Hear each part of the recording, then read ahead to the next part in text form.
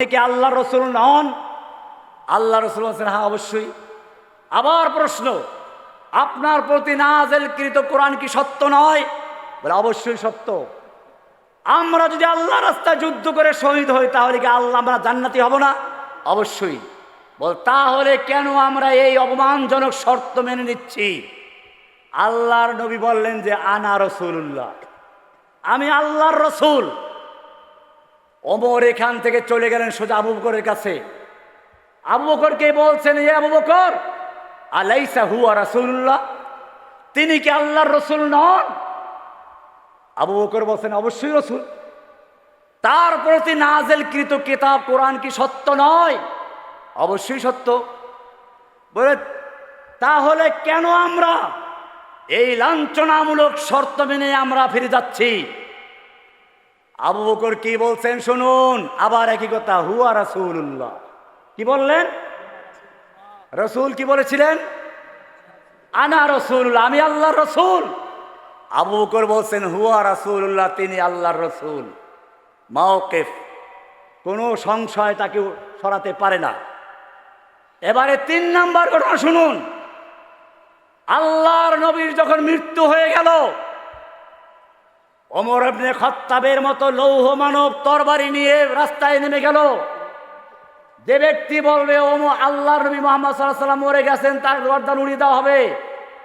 আল্লাহর নবী সাল্লাল্লাহু আলাইহি ওয়াসাল্লাম মরে গেছেন কিনা তা কেউ জানেও না। যারা জানে তারা বলতে পারে না ওমর গর্দান উড়িয়ে দিবে। অপেক্ষায় আবু বকর এলেন, সোজা আল্লাহর নবীর ঘরে গেলেন, চাদরটা তুলে তিনি চুমু খেলেন আর বললেন, তিবতা হাইয়ান ওয়া মাইয়াতান ইয়া রাসূলুল্লাহ, আপনাকে আল্লাহ যেই মৃত্যু রেখেছিলেন তা 2 বার দিবেন না, আপনি মৃত্যু হয়ে গেছে। আবু বকর সামনে আসলেন, জনগণ তাকিয়ে আছে আবু বকর কি বলে। এবারে শুনুন, আবু বকর রাদিয়াল্লাহু তাআলা বললেন, আলা মান কানা ইয়াবুদু মুহাম্মাদান ফালইয়ালাম আন্নাহু ক্বাদ মাতা। শুনে রেখো, যারা মুহাম্মাদের ইবাদত করতে তারা জেনে রাখো মুহাম্মদ সাল্লাল্লাহু আলাইহি ওয়াসাল্লাম মরে গেছে। আর যারা আল্লাহর ইবাদত করতে তারা শুনে রাখো আল্লাহ জীবিত আছেন। এরপরে তিনি কোরআনে আয়াত পড়লেন, ওমা মুহাম্মাদুন। ওমরের হাত থেকে তরবারি পড়ে গেল। সাহাবায়ে কেরাম জার জার করে কান্না শুরু করে দিলেন। আবু বকর এখানেও অটল থাকলেন। মাওকিফ। আর একটা বলে শেষ করছি। এবারে আল্লাহর নবীর মৃত্যুর পরে আবু বকর রাদিয়াল্লাহু তাআলা আনহু খলিফা হলেন। একদল লোক মুরতাদ হয়ে গেল, একজন নবুয়ত দাবি করে বসলো, আর একদল লোক যাকাত দিতে অস্বীকার করলো। রোম পারস্যের সম্রাটরা আক্রমণ করার প্রস্তুতি নিচ্ছে। এতগুলো সমস্যা। ওমরের মতো লোক গিয়ে বললেন, আবু বকর, যারা যাকাত দিতে অস্বীকার করছে তারা তো আর ইসলাম ত্যাগ করে নাই, তাদের বিরুদ্ধে এই মুহূর্তে যুদ্ধ না করলে কেমন হয়? আবু বকর কি উত্তর দিয়েছিলেন? আবু বকর বলেছিলেন রাদিয়াল্লাহু তাআলা আনহু, তিনি বলেছিলেন, আয়ান কুসুদ্দিন ওয়া আনা হাই, আল্লাহর দ্বীনের সামান্য ক্ষতি হবে আর আমি আবু বকর জীবিত থাকবো, তা হতে পারে না। জেনে রাখো, আল্লাহর নবীর যুগে একটা বকরির বাচ্চা যে যাকাত দিত, উটের সঙ্গে যে রশিটা দিত, আজকে যদি তা থেকে অস্বীকার করে আমি তার বিরুদ্ধে যুদ্ধ করব। তার এক হুঙ্কারে রোম পারস্যের সম্রাটরা যুদ্ধের চিন্তা বাদ দিল। যাকাত অস্বীকার যারা করেছে যাকাত দিতে স্বীকার করতে শুরু করলো, যাকাত নিয়ে আসতে শুরু করলো। এরকম ভাবে মুসাইলামাতুল কাজ্জাবকে হত্যা করা হলো। ভাইয়েরা আমার, উলামায়ে কেরামদের সিদ্ধান্ত নিতে হবে। আবু বকর রাদিয়াল্লাহু তাআলা আনহু যেরকম ভাবে সর্বক্ষেত্রে অটল ছিলেন, তার মাওকিফে তিনি অটল ছিলেন। আজকেও আমাদেরকে যত বাধা আসুক, তন দিয়ে বাদে মুখালিফ সে না ঘবরায় ওকাব, ইয়ে তো চলতি হাই তুঝে উঁচা উড়ানে কে লিয়ে। এই ঝড়ো হওয়া তোমাকে আরো ঊর্ধ্ব করে নিয়ে যাবে। সুতরাং মৃত্যুর ভয় করলে চলবে না। মর্দে মোমিন বাতিল সে হরগিজ खौफ खा सकता नहीं, सर कटा सकता है लेकिन सर झुका सकता नहीं। वला तहिनु वला तहजनु वांतुमुल आलौना इन कुंतुम मोमिनिन। তোমাদের কোনো ভয় নেই, তোমাদের কোনো চিন্তা নেই, তোমরাই থাকবে বিজয়ী। শর্ত হচ্ছে একটাই, কি হতে হবে? কোনো বাতিলের সামনে মাথা নত করা যাবে না। मर्दे मोमिन बातिल से हरगिज खौफ खा सकता नहीं, सर कटा सकता है लेकिन सर झुका सकता नहीं। इस गर्ज से जो मक्तल में गया वो सुबह शाम सलामत रहती है। ये जान तो आनी जानी है, इस जान की कोई परवाह नहीं। এভাবেই মাঠে আসতে হবে। দেখবেন যে ইনশাআল্লাহ যে আল্লাহ তাআলা মুসা আলাইহিস সালামের জন্য পিছনে ফিরাউন, সামনে নদী, পালাবার জায়গা নেই, আল্লাহ তাআলা বললেন মুসা লা তাখাফ, ভয় নেই, তোমার হাতের লাঠি মারো রাস্তা হয়ে যাবে। যে আল্লাহ তাআলা মুসার জন্য দরিয়ার ভিতরে রাস্তা তৈরি করে দিয়েছিলেন সে আল্লাহ জীবিত আছেন কিনা? আগের মতো শক্তি আছে কিনা? मिस्ले कलीम हो अगर मारे का आज़मा कोई, मिस्ले कलीम हो अगर मारे का आज़मा कोई, आज भी आती है कोहे तूर से बंगला तखफ।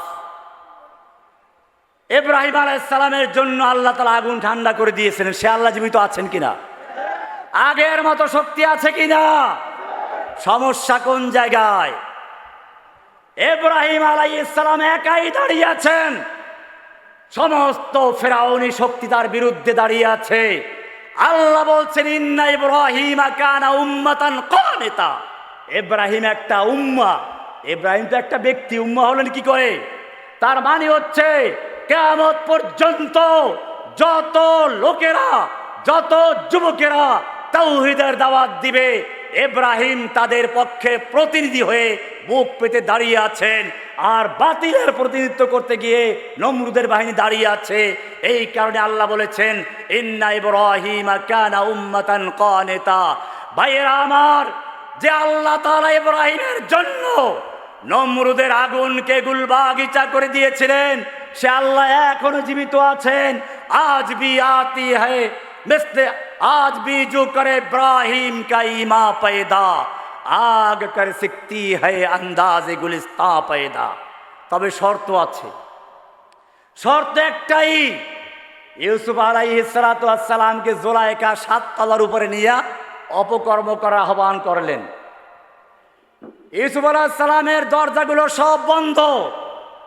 ইউসুফ আলাইহিস সালাম দেখলেন জুলাইখা তাকে অপকর্মের আহ্বান করলেন। তিনি কি বসে বসে দোয়া করেছিলেন? হ্যাঁ, দোয়া করেছিলেন, কিন্তু সীমাবদ্ধের মধ্যে ছিল। তিনি দৌড় দিলেন কেন? তিনি জানেন দরজা সব বন্ধ, দৌড় দিলেন কেন? এটাই তোমার আমার জন্য শিক্ষা রয়েছে। ইউসুফের সুন্নাত জেল খাটা, ইউসুফের সুন্নাত আন্দোলন করাও। ইউসুফ শিক্ষা দিয়ে গেলেন যদিও দরজা বন্ধ আছে, কিন্তু আমার এইখান থেকে দরজা পর্যন্ত যাওয়ার ক্ষমতা আছে। বান্দার ক্ষমতা যেখানে শেষ হয় আল্লাহর সাহায্য সেখান থেকে শুরু হয়। সুতরাং বুঝতে হবে ঘরে বসে বসে খালি তসবিহ পড়লে হবে না, তসবিহ পড়তে হবে, ময়দানেও নামতে হবে, ঠিক কিনা? ইউসুফ আলাইহিস সালাম যখন এই চিন্তা করে সামনে আগালেন আর বললেন রব্বুল আলামিন আমার ক্ষমতা আছে দরজা পর্যন্ত যাওয়ার, এরপরে যাওয়ার ক্ষমতা আমার নেই, তারপরে তোমার ক্ষমতা। আল্লাহ বলেন ইউসুফ তুমি তোমার কাজ শেষ করেছো, তোমার কাজ যেখানে শেষ আমার ক্ষমতা সেখান থেকে শুরু, আমি সব দরজা খুলে দিয়ে বের হয়ে যাও। আজকে আমাদেরকে মনে রাখতে হবে আল্লাহ এমনি সাহায্য করবেন না। ওই ছেলেরা বুক পেতে দিয়েছিল, আল্লাহ হাসিনার দরজা খুলে দিয়েছেন, গণভবনের দরজা খুলে দিয়েছেন, মুরগির রান খাওয়ার ব্যবস্থা করে দিয়েছেন। তোমরাও যদি ইসলামের বিজয়ের জন্য সুন্নাতে ইউসুফকে পালন করে ময়দানে ঝাঁপিয়ে পড়তে পারো, তোমার জন্য আমেরিকার হোয়াইট হাউসের দরজা পর্যন্ত খুলে দেওয়া হবে, দিল্লির শাহী মসনদের দরজা খুলে দেওয়া হবে। নরেন্দ্র মোদী তার অবৈধ স্ত্রী কিনে পালাবার জায়গাও খুঁজে পাবে না। ভাইয়েরা আমার,